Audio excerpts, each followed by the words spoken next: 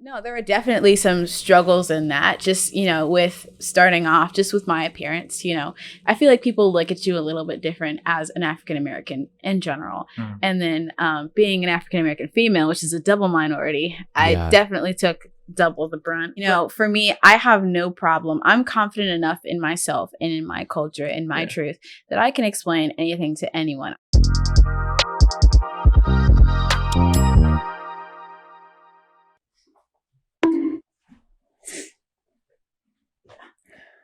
How are you, Dylan? I'm good. How are you today, Sam? I shall be good when I have drunk my first sip of coffee. Drunk? But I thought this was a Christian podcast. It is. Okay, good. Hi. Hi, everyone. Hello, everybody. I mean, I guess we could just... We are now rolling. This is a great intro. This is a great intro. This is probably the best intro you've ever seen. Definitely not really boring. Okay. Just jump. What's going really quick? What's going on in your life, Dylan? Got any fun news to share with the people of the internet? Yeah, I do. I'm a certified clown now. Not really, but I'm gonna be Spider-Man at a kid's birthday party soon, and they want me to make balloons for hats and swords, so then I can fight with these 3-year-olds and 6-year-olds as Spider-Man.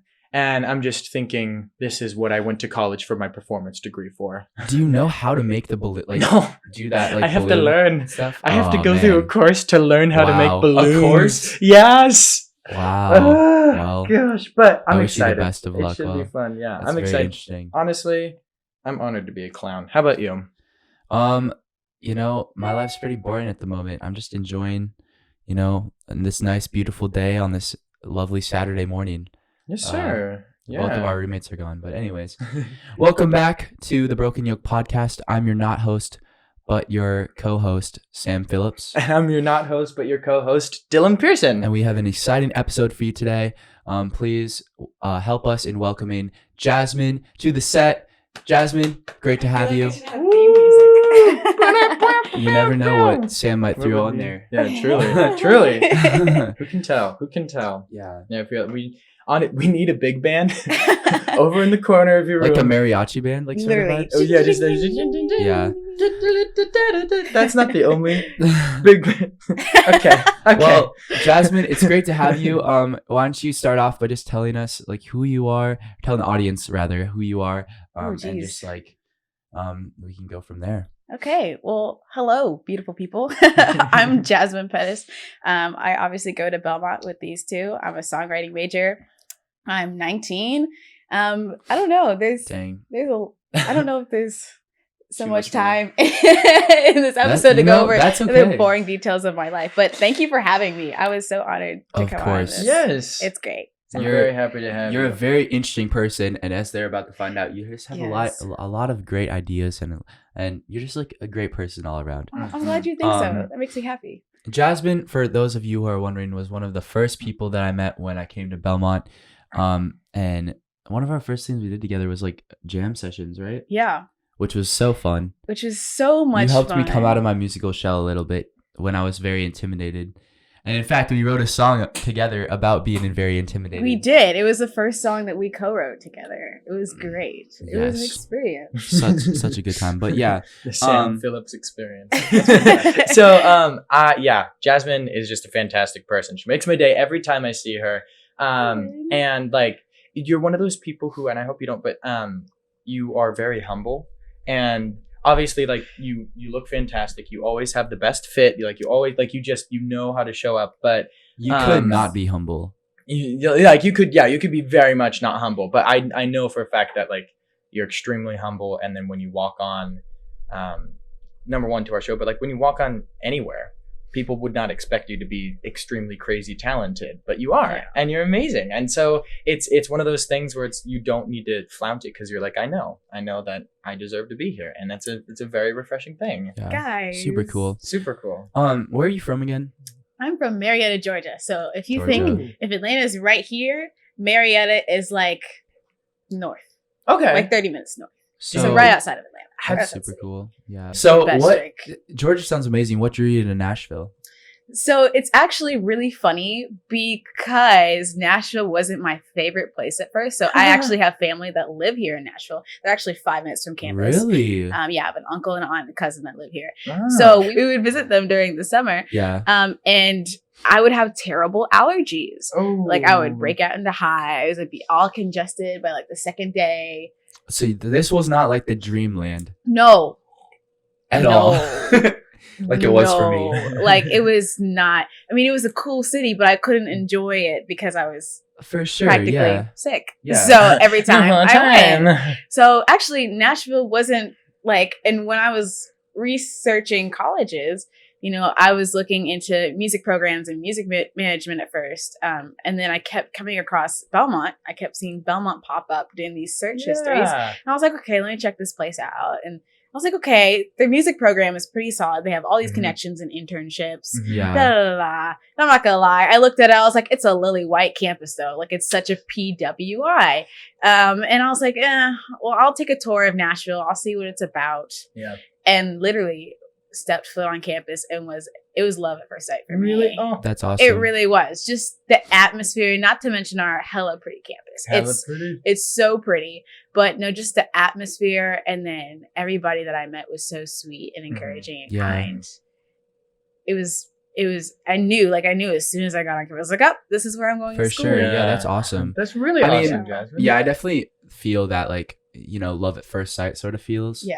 Like stepping onto campus and just like seeing how beautiful it is, but then also like just how amazing the faculty are and just like the other students. It's just, it's such a breath of fresh air from, you know, my life in Minnesota. I don't know, maybe it's just like college life compared to high school life. Like, Babe. so moving on a little bit, I mean, kind of like this isn't too off topic, but as I mentioned, you were one of the like nicest people that I've met on campus, and I'm just like wondering, like all three of us kind of struggle with this, but and just from conversations I've had with you, people tend to like take advantage of that a little bit and walk over you a little bit. Yeah. So how do you, like, as a nice person, not wanting to just like turn people away or not be nice at all, how does one maintain that kindness while at the same time like not letting others step all over them? Oh, if that makes sense. And it is a conversation we all man. three can have. Yeah, it's a process. I'm not even going to sit here and act like I have it together, because those who really know me know that I don't. Like it's always an ongoing thing. But for me, really establishing your boundaries, right? So like what you're okay with, what you're not okay with. For sure. And then making sure that once you lay out, like for me, what I would do is I would write out my boundaries, like what I'm okay with, what I'm not okay with, and then making sure that I stick by that. That way, when you get to that point of where you're, you know, becoming burnt out, or you feel like this person's taking advantage of you. And then for me, the hardest part is not like realizing that someone's walking over you. No, it's confronting him about it. So it's like, how do I confront this person, especially if it's a friend that you kind of like care about and like still want in your life? You don't want to completely cut them off. If I want to cut you off, no, I'm gonna tell you about it. It's gonna be over. We're not gonna speak again. But no, if it's actually someone I care about, it's harder for me because I don't want to ruin the relationship with how I confront them about it. So I actually am a non-confrontational person. Would you say that people that are like naturally more kind and let people like walk over them a little bit tend to have more struggles with confrontation? For sure. I definitely struggle with telling people no. Those who know me know that I struggle with saying no. Me as well. They'll be like, Jasmine, can you do this? And I have a very giving heart, and I love helping people. So I'll be like Elastigirl. I'll stretch my body in 50 different. Okay, that sounds weird. No, I totally. You put it like that. But like, no, I'll just totally like bend over backwards. Yeah. I'll bend over backwards to. And that leads to the therapy sessions on Thursdays. Yes, Sam and I have coffee every Thursday. Therapy sessions, literally, they get me through my week. Jeez. Yeah. Dylan, I mean, I feel like the question still applies to you. Like, you're also a very, you know, personable person who I feel like it could be easy for somebody to take advantage of. Well, and it's more not so much that like I fall in the same boat where it's like I want to help everyone, and I feel, and I don't know how to, especially, I mean, it's even when people are like, hey, let's hang out, I'm like, oh yeah, I'd love to do that, and someone else is like, let's hang out, and I'm like, oh, I'd love to do that too, but I don't want to hurt your feelings by saying that. I don't want to hurt someone. And so it's overbooking myself because, and it's just, I don't know, with coming to college, with being put in this situation where for the first time in a little bit, it's very much, I'm able to say, no, I need to go practice. No, I need to go focus on me for a hot second.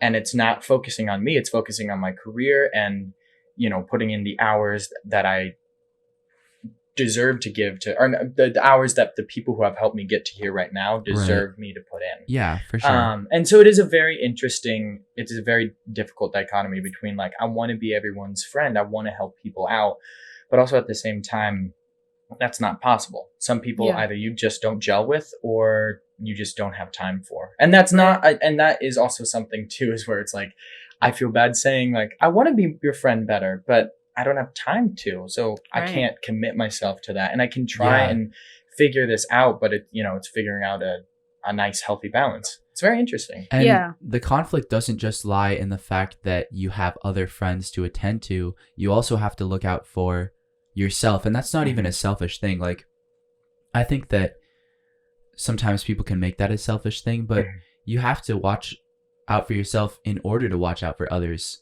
Yeah. Just take care of your mental health a little bit. Yeah. I found that it stretches me really thin when I'm having, like, for example, a bad mental health day and I'm like trying to give myself all away to other people. Right. While that does sometimes help to get my mind off of my own stuff, sometimes I just need to take a minute, you know, work through my own problems before I help somebody else. It's kind of like the blind leading the blind a little bit. Right. You know, I think that's like a passage in scripture, but that's what I think of. So no, for me, what's really big is, and I've been doing this more and more when I got to campus because my senior year in high school, we're not going to get into it today, but why is everybody's senior year absolutely crap? Because Landon senior always year talks about how bad senior year was. Senior year is a lot of pressure. You're trying to transition into this new part of your life, and you know, if you're like me, you want scholarships, you need money, so you're busting your butt for certain things, and you don't want to let certain people down. And but senior year was rough because I feel like I was stretching myself in all sorts of ways that at the end of the day really wasn't for me, but being here and deciding to come to Belmont and audition for the songwriting program and getting in, like, that's the thing that I felt like I really did for myself. It's something I'm really proud of. And on top of coming here, I've been taking a lot more time of just taking me time, you know, whether it's me literally going to the practice room at 10:30 p.m. at night because I feel crappy and playing some Chopin or some Bach or some nocturnes, some nocturnes. Out some nocturnes. Or it's me on the lawn, or it's literally me on the steps of the Belmont Mansion eating cake because I'm feeling some type of way, you know, about whatever situation. You just gotta situation. do what you gotta do. Yeah. For me, it's like yesterday I was not feeling very good. In the morning specifically, I had gotten up kind of late. I wasn't feeling that productive. And what really did it for me was I was like, I need to spend some time in the Word. And so I just got out my Bible, got a cup of coffee, and just like read and journaled a little bit, and it helped so much and just like helped me like ground myself for the day. And that's probably why the day like went so well for me. So so you going back to the songwriting program, like you said, you're studying songwriting. However, you've mentioned possibly wanting to branch out and switch majors to marketing or artist management. What draws you to the business side of music? And could you possibly see yourself switching like next semester or when? So that's a fantastic question. One that I don't have all the answers to.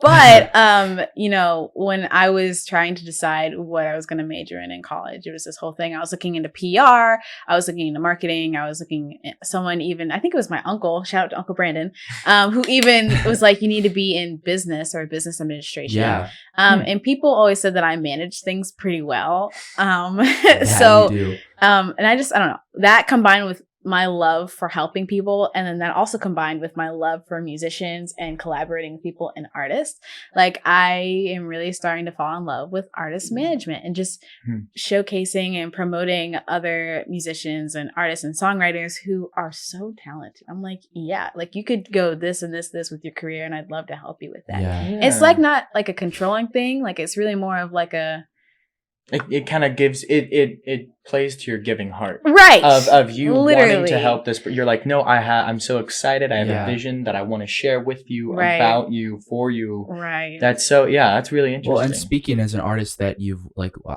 you're working with me currently, right? by helping me market my stuff. So excited. Sam Phillips, everybody, go stream his music. Sam Phillips music. YouTube. No, so for me, it's like less of like she wants to control my life and more of just like as an artist, there's so many things to think about in the business side of things. Mm-hmm. And it's very helpful to have somebody to think through that with, at the very least, is think through it with, if not more of just like helping you just like manage it, you know, and it's not any sort of a controlling thing at all. Mm-hmm. So I think people can. Yeah. And like when we were having coffee that one Thursday, really my goal was just to see what you wanted for your career, where you wanted to go, how you wanted to do it. And then just help you succeed because talent. And so it's interesting to me because and now correct me if I'm wrong. No, please. But it seems as like you first chose songwriting and now you're thinking more like artist management. These are two careers that you would almost say are kind of backseat jobs, not to say, but so you haven't really had ambitions for fame or something like that. You haven't really had, like, lies. Lies. I guess I should phrase that as a question. Well, have you had what does that look like for you? Kind of that struggle between those. Well, that's a fantastic question. You know, I definitely had dreams of being a singer-songwriter. I really wanted to be a singer. I think I have a pretty decent voice, but I am I like having balance. I'm a very realistic person.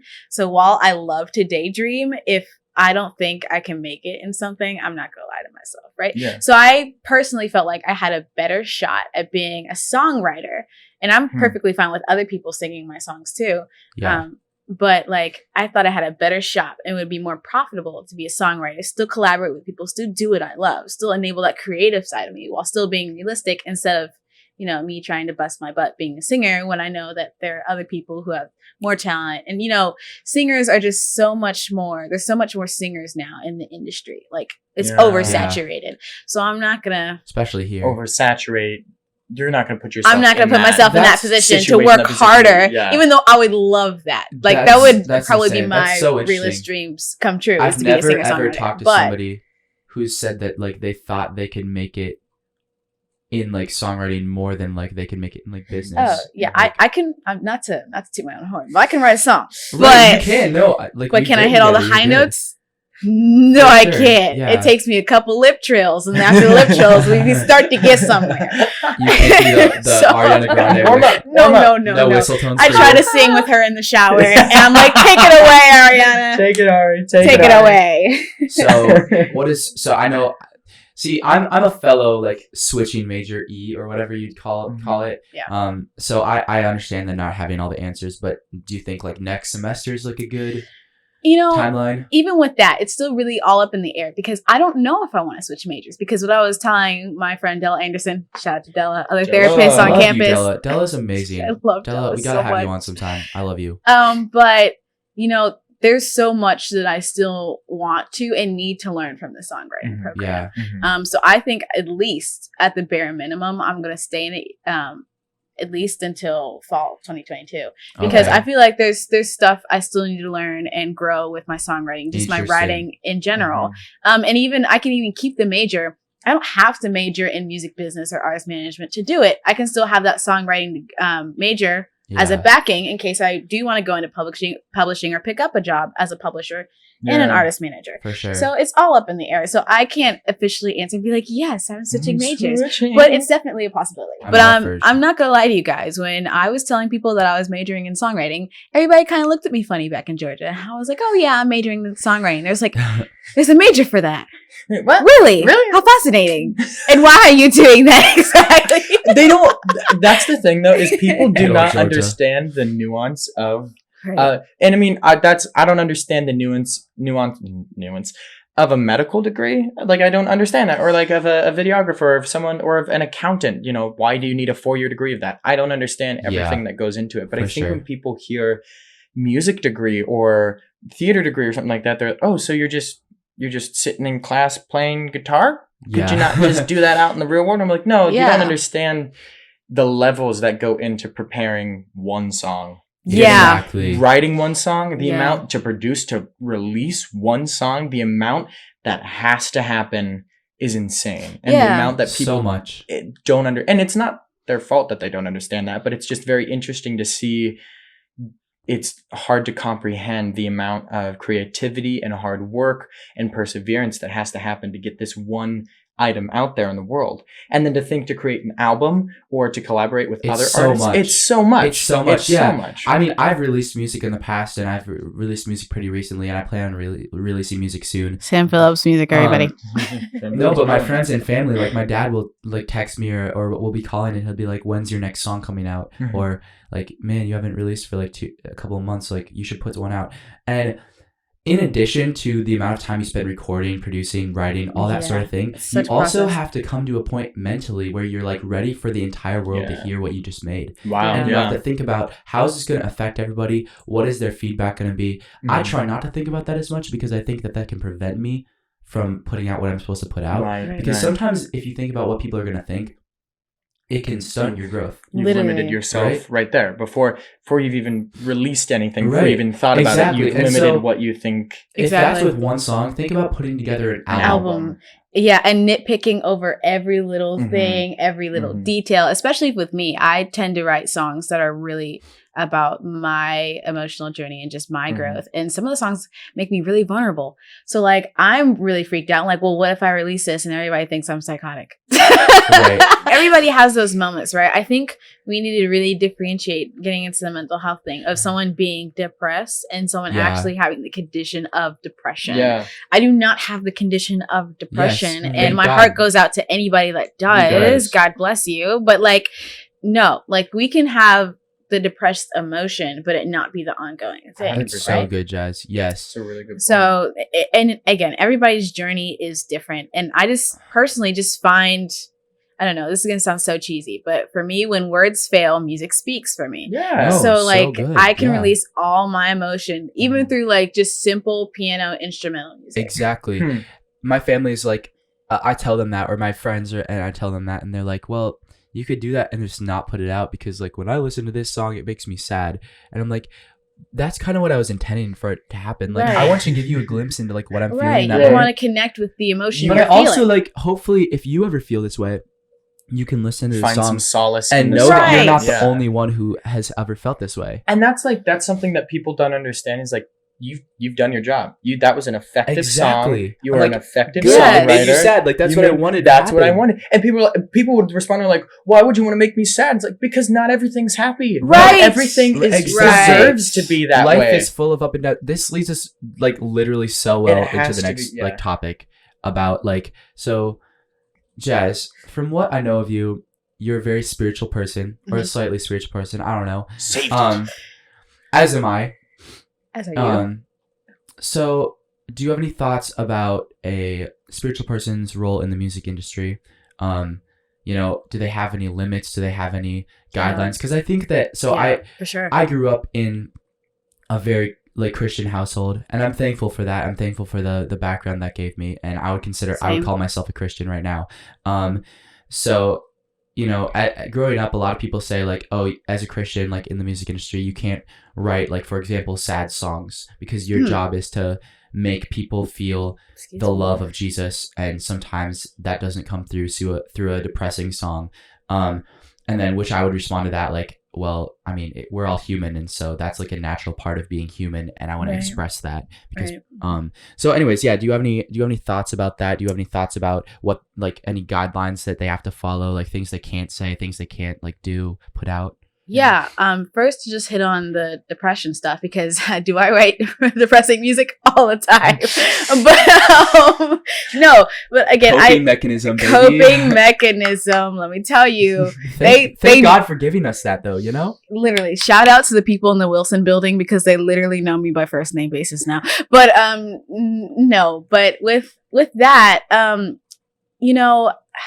And I struggled with that too because I also grew up in a very Christian household environment. Right. So for me, what I would do when I would write songs about whatever emotions that weren't positive, whether it was anger, me being sad, me being pensive or whatever, you know, I would always follow it up with, you know, but Jesus or God has done this for me, and like count your blessings sort of thing. Sure. So that's how I really resolved it within myself. I'm in a different place now religiously. I don't consider myself a Christian, but now I just speak with whatever emotion I'm feeling. But for me, just still being spiritual, I don't allow myself to sit in that place of whatever dark mood I'm feeling for too long. Right. Like I can sit there in the depressive episode that I'm having, where I'm crying about whatever, or I'm writing about whatever, have my moment, release it, and then I go journal, and then I do something positive, right? Yeah. Or I at least try to, what I like to do, and I really enjoy songs that in actuality are really depressing, but the irony is that it's like in a major key and the melody is really upbeat. Yes. Yeah. I love those type of songs because people, they're not, you don't feel sad, but then you read the lyrics and you really connect with the lyrics. Great example, one of my favorite songs is Growing Pains by Alessia Cara. And then the other thing that I think is really important is just right now, I feel like on the radio and just in the music industry, of course, as always, I get so tired of hearing love songs sometimes. Like, it's always love or it's always sex. There's a song called So Sick by Neo, and it's like the chorus is like, so I'm sick of love songs. So da-da-da. Yeah, I love that song. I love Neo. But no, like, I think as a spiritual person, I think it's our job to come to the industry and show a side that's not about love or about sex or about whatever, right? Yeah. And just really showing that there are other emotions and it's completely okay to be in touch and in tune with your emotions. Right. I think that's a big part of anybody's spirituality is being in tune and in touch with your emotions and then having emotional intelligence some people, about yourself. Some Christians that I know would say that the only songs that a Christian artist should be putting out are like songs that you would sing in a church service or like closely related to that, like songs we would play on like Christian radio, which personally I disagree with. I do too. I'm assuming you would disagree with that. Well, yeah, because my argument would be, why would God give us these emotions if he only wants happy, positive music or music that worships only him? No. If you look at the Christian doctrine, Jesus wants us to lay our burdens at his feet. Therefore, you need to acknowledge what you are feeling. You do. Whether it's depression, whether it's anger, whether you're feeling unsure about something, whether you're feeling scared. You need to acknowledge that emotion. And then, then you can go and be like, but he's my provider. He is this, he is that. And then totally agree. But you need to acknowledge it. Don't ignore it. Yeah. So good. Not sunshine and rainbows here, kids. Yeah. No. My whole thing is like, I'm scared of misrepresenting my God. And so I'm scared of like, if I am like, presenting a happy side, like to the world, like only, or like just always coming back to that place. Like that's not always what I come back to in the moments. That's not a realistic view of like what it's like to be a follower of Christ, or a spiritual person, or however you want to say it.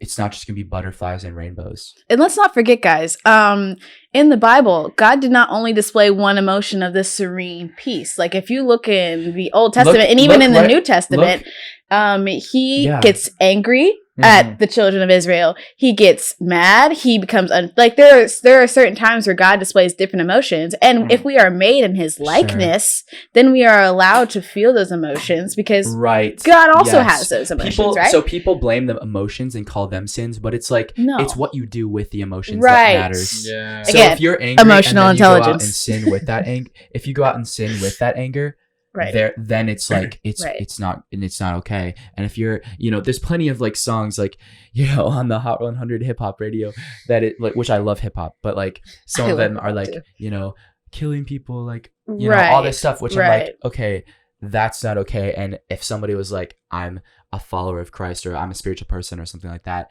and then put out a song like that, I would doubt that they were legitimate in their claims. But yeah, it's, people blame the emotions. Yeah, and there's a way to express your negative emotions in a way that is not, as I would put it, coming for people's throats or, saying offensive things or attacking a certain group, whether it's women or, a certain race group or whatever. Yeah. There's a way to communicate that in a healthy way. Say what you need to say. Say what you need to say. And move on. Exactly. And move on. Remember, like, in the New Testament, before, like, Jesus was crucified, that was like literally a panic attack, anxiety moment for him. Yeah. He was having anxiety. He was literally sweating blood. Like, if that's not like the most extreme form of an anxiety attack, because he knew what was about to happen to him, like I don't know what is. So like if like literally the Son of God can have like anxiety and like be okay with that, and it's written about, like etched in history for all to hear forever, like, you know, how is it bad for me to express like my anxiety and talk about it, you know? And same thing, Jesus got angry too with the Pharisees and overthrew those tables in the market. It's just different that he didn't sin in his anger. God has emotions, and if we are made in his likeness, like the Bible states, then yeah, we're allowed to have those emotions too. They're a part of life. They need to be acknowledged and healthily acknowledged, right? And we can even see God expressing those emotions, right? But he does it in a way of balance, right? Or one might even argue there are even times of unbalance. But, you know, I digress. But no. So I just feel like as spiritual leaders, we just need to be that focal point where we bring other emotions to the table, right? Mm-hmm. The emotions that aren't talked about enough on the radio and the songs that we hear, right? And then doing it in a way that's palatable for the listener, that the listener can accept it, and not only accept it, but connect with it. Yeah. That's the big thing. If they can't connect with it, what are you doing with your life, right? Yeah. So, you know, and that's my big thing. I want to write music more, definitely geared more towards mental health and emotional health. Mm-hmm. So when people are having those moments when they're feeling super sad, or they're super angry that their friends stood them up like that, or just feeling unsure about whatever audition or just about life, they can click on the song, whatever song I wrote or co-wrote with whoever, and feel like I feel heard, I feel seen, and be able to release that emotion through listening or even singing with it or doing a cover 100%. Of it or whatever. Yeah, I totally agree with you in that. And so me, I wouldn't consider myself a Christian artist. I consider myself an artist that is a Christian. I love that. And so love that. So I think that it's like what you're saying is so good about like talking about other emotions in songs to other people that don't necessarily share the same values as you, specifically depression and stuff and anxiety and mental health. Like that's so good and that's so healthy. I do think though that maybe it's not every single song, or maybe it's not any song, but like in the way that you live outside of your music, the way like what you say on stage, what you post on social media. I do think that since we are talking about like a problem, I do think that our lives should reflect the answer to that problem as Christians in some way or another. Just because that's part of being a good representation of who Christ is. While he did talk about like problems on earth and like all this stuff, he always like somehow was like drew people to himself. And so I think that as image bearers of Christ, like we are called to do that same thing as well. And I understand like maybe that's not, you know, everybody's belief. But that's like personally from me, like that's what I believe like Christ has called me to do with my career. Yeah. You know, what are your thoughts? I'm interested to hear your thoughts, Dylan, because while you're not necessarily like a music major, like, you know, Jazz and I are, you are still like a musical theater major. Yeah. So, I mean, you're going to be in the spotlight. Hopefully, I believe you're very talented, so I believe at some point you'll be in the spotlight. We love Dylan. Go follow Dylan Pearson on Instagram. And I know that you, my one post. I don't want to put you in a box, like, because I don't know you well enough to label you, but I know that you do have a relationship with Jesus Christ. Yeah. And so, do you want to talk about that in regards to like how you think that you are going to be active in the music industry? And I guess, would you call it the music industry for you, or is it more of the like, just performing arts industry?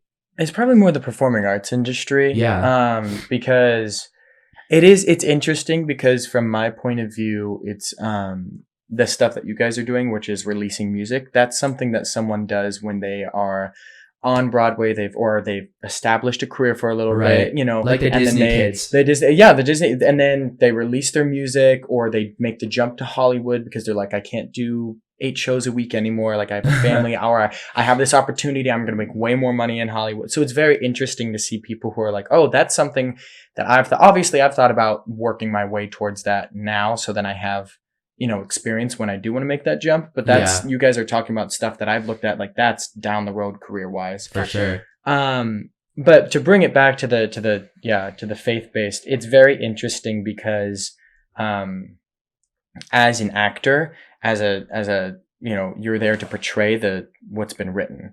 I'm there to portray to the audience properly. I'm effectively the goal of the writer, the goal of the piece, the goal of the composer. And then I'm bringing in my own personal experiences to humanize that process and make it more acceptable and palatable. So then you're not just reading a play, but you're watching someone, on stage act this out, or on the movie screen. And those have their own, pulls off all this different stuff. And so it's very interesting because,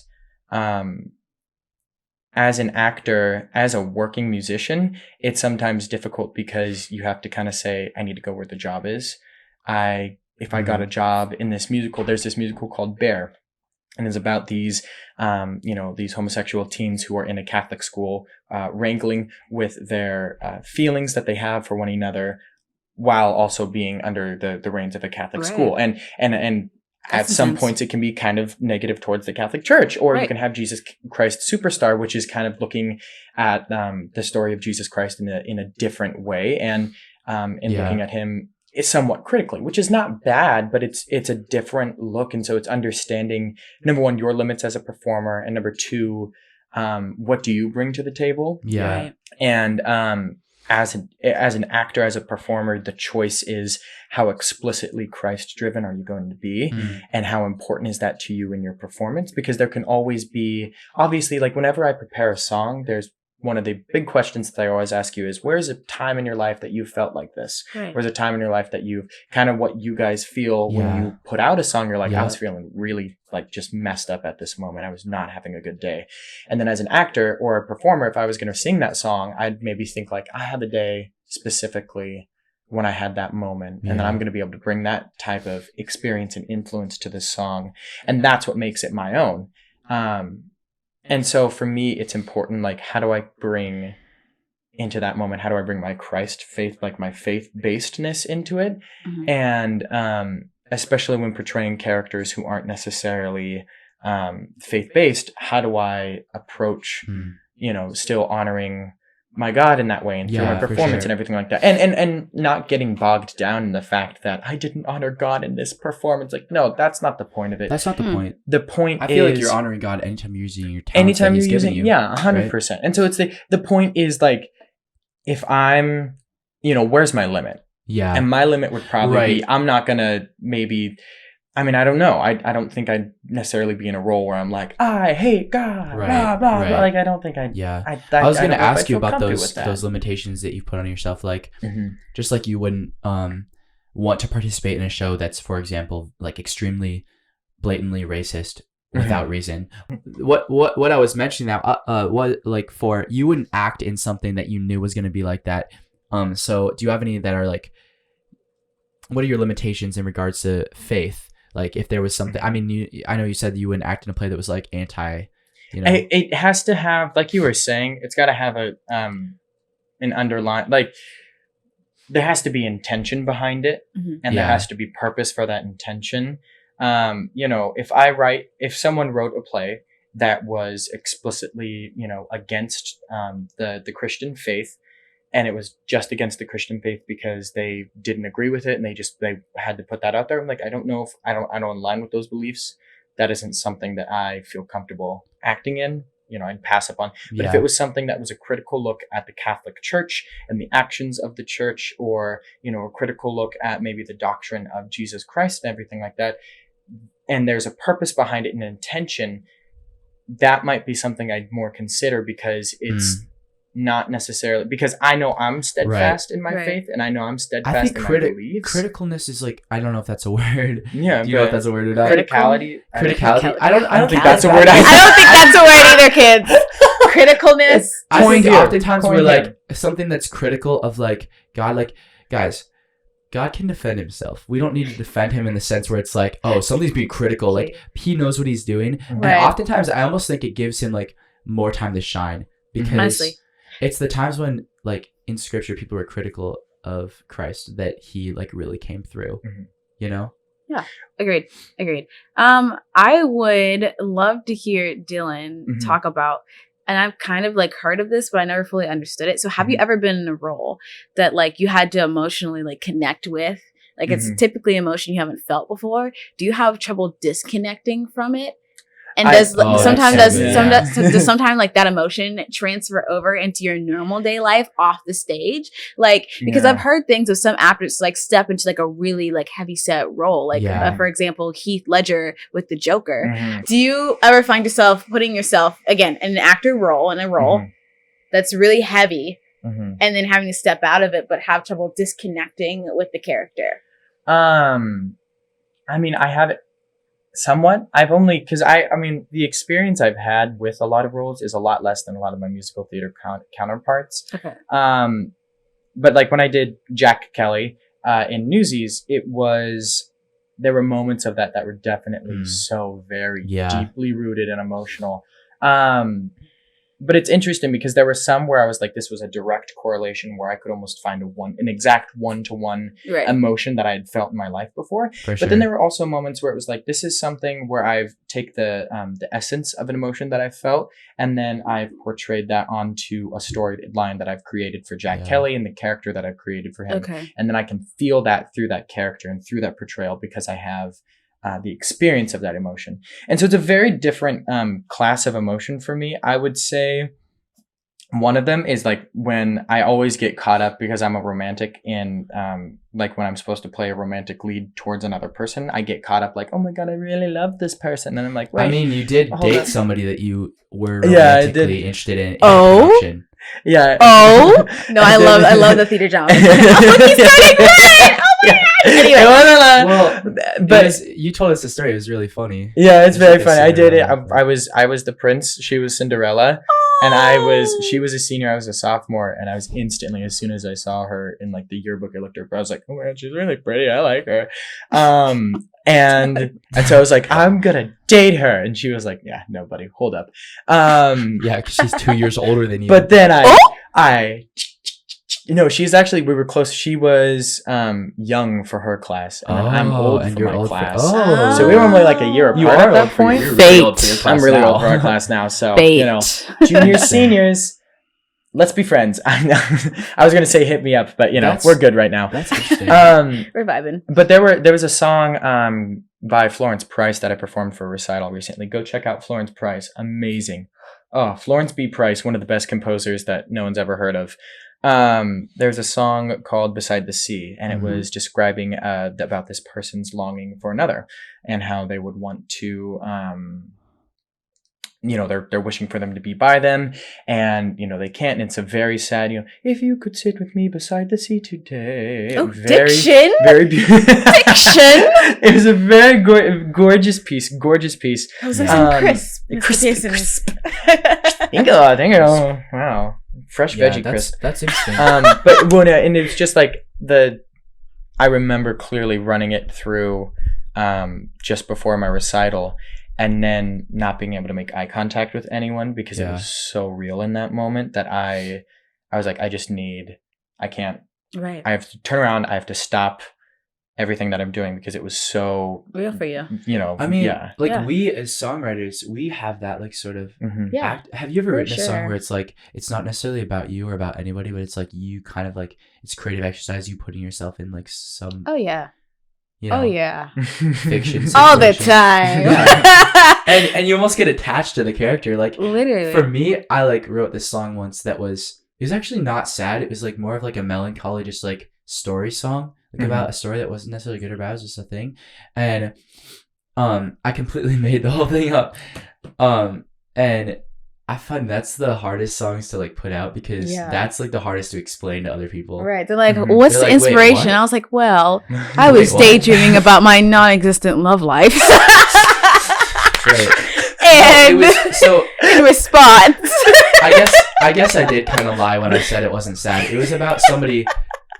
It was about my best friend dying and that feeling. And they didn't, like, I've never had a best friend that has passed away. Okay. I have had, others obviously in my life pass away. Like, who hasn't? That's a part of life. But, and it's like so weird. But anyways, the point is, just like you can get attached to like that fictitious role, like I can, I found myself getting attached to that fictitious role almost in the sense where it's like, it almost became real for me. And the emotion that I would have felt if that had actually happened started to like have a place in my life. So Jasmine, Samuel. I would love, and Dylan and I would love for you to talk more about your experience as an African American, going into a predominantly non-African American industry, and talk about any struggles you've had so far. Any, not even like struggles, like if it comes down to struggles, yes, but like just like the experience of being an African American in this industry. Yeah. For sure. So I grew up in Marietta, Georgia, which is 30 minutes outside of Atlanta, predominantly white. So I grew up with maybe a handful of Black friends, right? And a lot more white friends. And that's not a bad thing. Please do not get me twisted. That's not a bad thing. I love my white friends. As you can see, I'm sitting here with 2 white males that I care for very much. Wearing overalls. But no, there are definitely some struggles in that. Just, with starting off, just with my appearance, I feel like people look at you a little bit different as an African American in general. And then being an African American female, which is a double minority, I definitely took double the brunt. But no, like the first thing though really like just confused me is just my hair. It's straightened now, but I do have like type 4A, not 4A, 3B, 4A type hair, which means it's in like, it's really curly, like it's a really tight corkscrew. So when I would wear my hair natural, people would always touch it. People will always ask me, how did you get it that way? Like, what did you do? What conditioner did you use? Like, how do you straighten it? Like, how does that work? How long does it take you? And just ask me all these in-depth questions about my hair, which wasn't terrible, but it was just weird. I was like, I literally just got in the shower and washed it and put my hair and put it deep conditioner and brushed it out and twisted it up and woke up the next morning and took it out, and it's like that type of thing. And then, so just it's certain things about, learning about African American culture in a predominantly white city and then trying to apply your culture and explain your culture to people who don't 100% understand. Yeah, right? For sure. So I'm and that training has helped because, I'm very comfortable here at Belmont when people ask me certain questions like, like, why do you do this, this? Or, I had one of my suite mates ask me the other day, well, why do you feel like this and this person was acting this way towards you? And I was like, well, I think it's because I'm a Black female, right? And I broke that down for her. But how it plays into the music industry, for sure. I think we see in the music industry that, number one, African American artists are definitely on the rise currently, which makes me very, very happy. So cool. But I and feel not like just in one genre either. Like you see them in every genre, which right, it used to not be that way. Which is really exciting for me. So the only thing I'm concerned about is just going into the industry and everybody expecting that I'm an R&B singer or a hip hop singer or a gospel singer. Like, no, I would like to be my cute indie pop, whatever I want to. And even sometimes rock and roll. That's not even a future manifestation. Like shout out to Willow Smith for doing the darn thing. Sorry, doing the darn thing and doing some rock and roll tracks. That's really, because I was actually curious. Have you ever felt pressure in like for songwriting to be able to? Has someone been like, well, but could you like make it a little bit more R&B? Could you make it a little bit more like? Yeah, like I definitely have had experiences where people are like, your music sounds lily white. And I'm like, my music sounds like how my music wants to sound. You can go take a seat. I don't appreciate, I mean, and I'm sure you don't either, but like when people like label a certain genre as something. Yeah. Because music is like universal, bro. It is very universal. I even almost hate genres, even though, yes, it organizes music. Genres are going but away. Like they are. You see the Hot 100, like the pop charts. Pop is not like pop is constantly changing. Pop. So now I'm curious for how do you think your because of your number one, your diverse background, and then the fact that you had to deal with the fact that you had to deal with explaining African American culture to people who do not understand it and don't know how to talk about it and reciprocate it. How do you think that's going to benefit you as an artist promoter? How do you think it's going to, for the different type of artists you will approach and the different audiences you have to deal with? That is a fantastic question. You'll find that I lead. Do you think it will benefit you at all? Right, you'll find that I lead with that when I'm trying to gather my thoughts together. So I feel like it doesn't matter how good the question is. No, actually, I think it'll play a really interesting role. I'm really not sure how it's going to play out.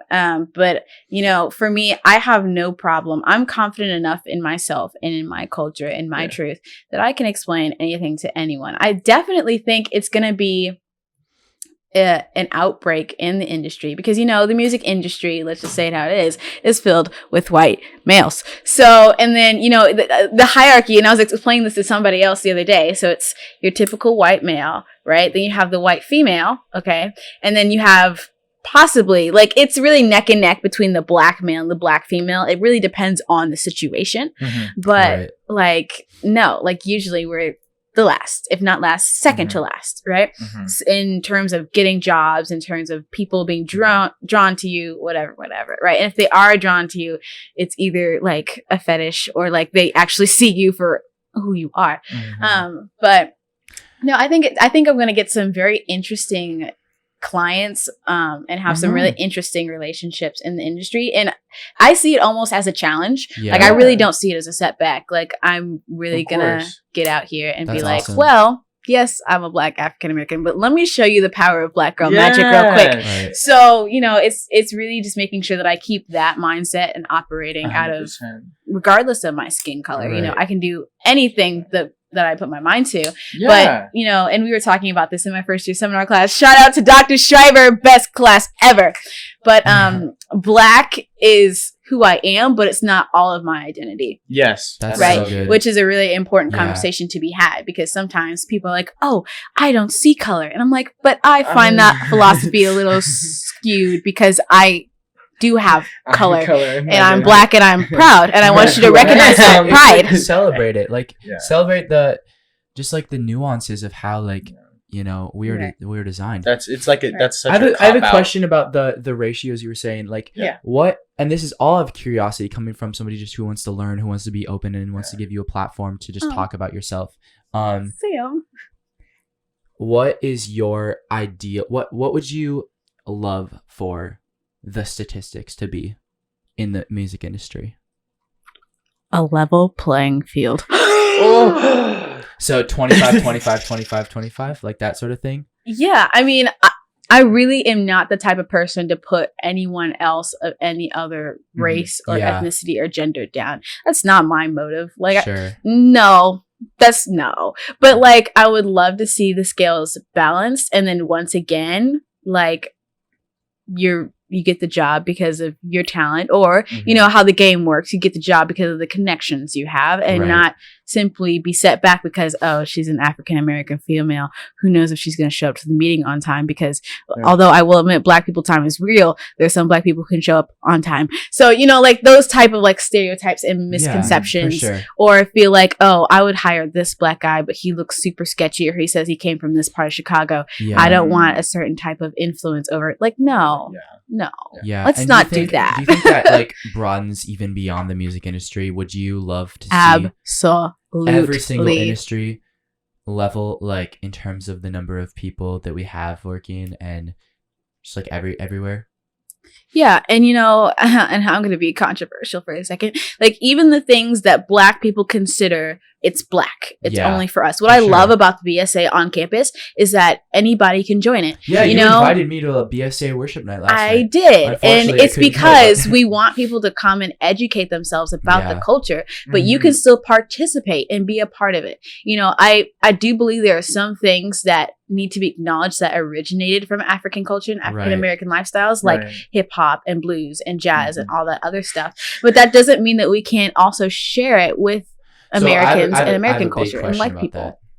Hip hop is a big example of that. Like, hip hop does not have to be all Black artists. KK. This will be the third consecutive episode in a row when I've brought up Justin Bieber, but it's important. Justin Bieber. I love him, and I have a question about him. So earlier this year, I was in the line getting to get vaccinated, right? That's just I remember that because I was on my phone just like looking at stuff, and I saw, oh, like Justin Bieber got dreadlocks, okay, and then the article was like bad, and it was backlash, and it was like talking about how it was like almost like he stole it from Black culture, and it was appropriation, even though like, I mean, he claimed that it wasn't, and he's very active on social media promoting Black artists, like talking about like BLM, like all that sort of thing. So I was wondering your thoughts. And yes. No, I know. I said appropriation. Appropriation is a very hot topic. Yeah. It should be to be used in the proper context. I think appropriation is, by definition, if it's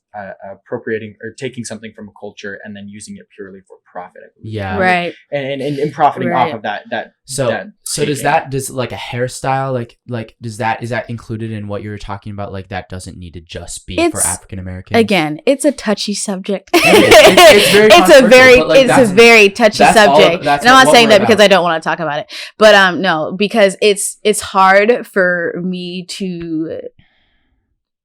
Like my feelings are very torn, right? Mm-hmm. So for the Black community, right, there are very little things that we can 100% call our own. If we go back to our history, this is not even originally our land. Like we were brought here from a completely different country, disconnected from a certain type of culture, right? Yeah. Our culture, most of the time, 70% of this time has this negative connotation, right? So, you know, we feel like there are very few things that we can hold dear to positively, right, and include in our culture, right? Yeah. So I think we start to feel, African Americans start to feel, or Black people start to feel threatened when white people start putting their hands in the few things that we're holding dear, like cornrows and braids and other things, you know.